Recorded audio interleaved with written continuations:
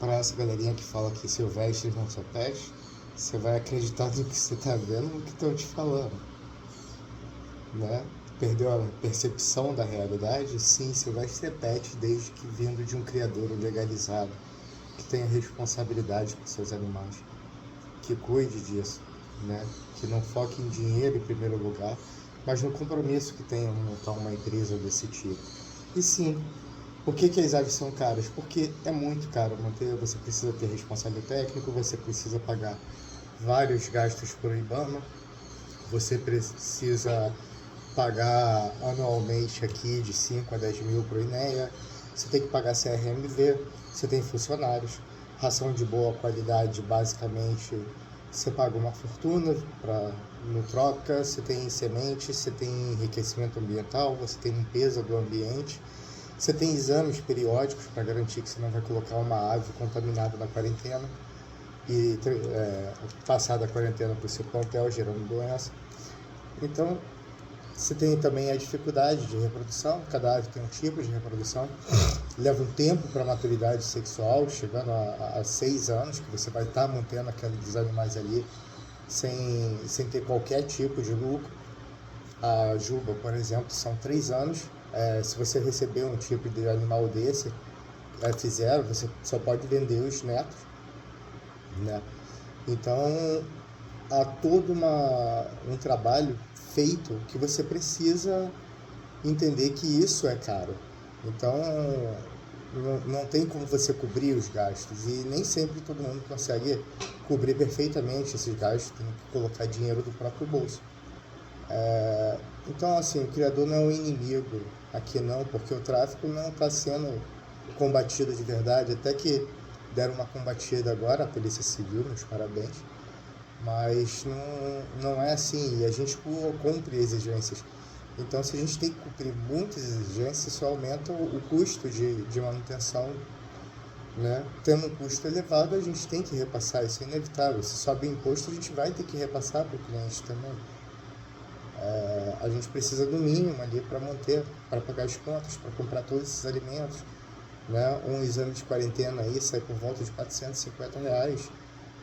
Um pacote de ração, se você comprar em grande quantidade dando troca, você vai pagar aí R$280 de manutenção, podendo ser o dobro, dependendo ou mais do que isso, dependendo. Um pacote de papa de boa qualidade, você vai pagar quase R$500 mesmo comprando em grande quantidade. Então, o criador, ele não é um cara perverso que só foca em lucro, muito pelo contrário. Às vezes não cobra, às vezes você tem que pegar dinheiro do bolso e colocar ali para conseguir manter as coisas, né? Principalmente quando você tem funcionários, são famílias que dependem de você, né? E antes de você pensar em você, você pode ter que pensar que você não pode falhar com os outros, que as pessoas precisam cuidar dos seus entes queridos. Então, muitas vezes nem por labore a gente tira, né?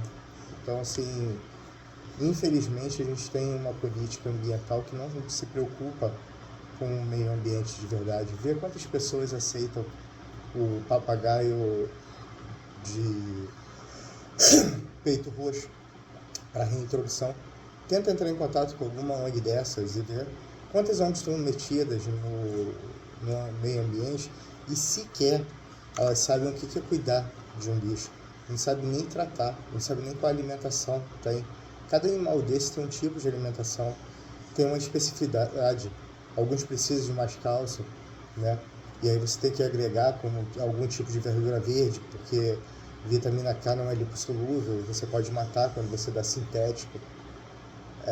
Outros precisam de uma quantidade de gordura maior, e uma gordura de boa qualidade é caro, né? Você já viu o preço que está saindo as nozes, né? Castanha do Pará, castanha de caju. Então, assim, não é essa coisa que o criador é malvadão, que só visa lucro e essas coisas. Quantas vezes a gente não dá desconto para uma pessoa que realmente é boa? Então, não funciona assim, não cai nessa mentira. A gente tenta fazer parceria. Os bicudos, por exemplo, pela galera do Passeriforme, estão sendo reintroduzidos graças aos criadores. O que falta é realmente um comprometimento público, em vez de uma perseguição em cima de quem está tentando fazer alguma coisa legal, que se preocupa, né?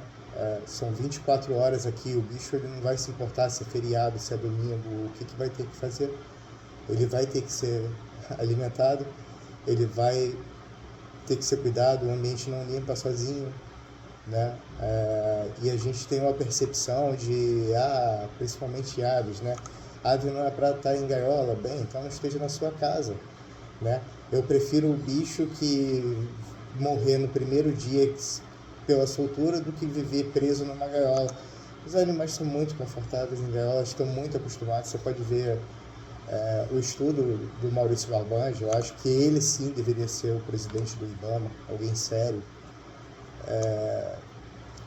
E hoje você não tem pessoas sérias ligadas ao meio ambiente, né? Cada coisa que você coloca aí a mais, né?